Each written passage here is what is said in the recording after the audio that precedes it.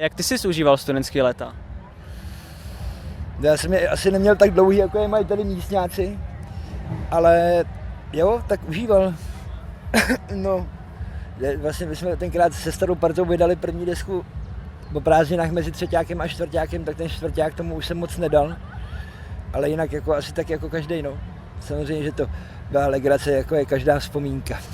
Nám třeba říkal frontman skupiny Back Office, že při písničce spadnul zádama přes kabel. Stalo se vám něco podobného, nebo takhle?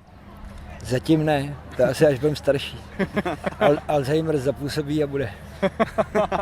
Fotbálek, tady Šimon taky hraje fotbálek. Jak dlouho se tu zdrží, že bychom dali nějakou exibici? A tady je někde? Jo, je tady na klubu na Cčku a na jihu. No to se stačí domluvit.